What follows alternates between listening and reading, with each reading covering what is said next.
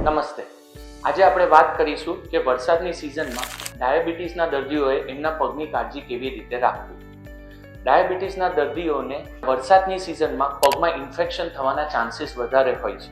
એનું મુખ્ય કારણ પગમાં લોહીનો વ્યવહાર ઓછો હોવો અને પગમાં સેન્સેશન ઓછા હોવા. ફર્સ્ટ પોઈન્ટ, બેર ફૂટ વોકિંગ નહીં કરવું, એટલે ખુલ્લા પગે ચાલવું નહીં. ઇવન ઘરમાં પણ ને બહાર પણ હંમેશા પગમાં ફૂટવેર પહેરવા જરૂરી છે. Second, always wash your legs. પગ, પંજો આગળ અને પાછળથી, આંગળીઓની વચ્ચેથી કાયમ માટે સવારે અને સાંજે પગ ધોવા અને સાથે કોરું કપડું લઈને પંજો આગળથી, પાછળથી અને આંગળીઓની વચ્ચેથી સાફ કરવું.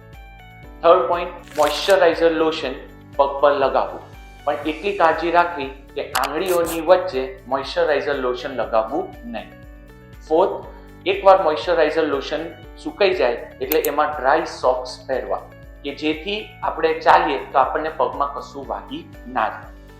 સિક્સ્થ, ઓલવેઝ અત્યારે મોન્સૂનની સિઝનમાં વોટરપ્રૂફ ફૂટવેર પહેરીને જ ઘરની બહાર ચાલવું.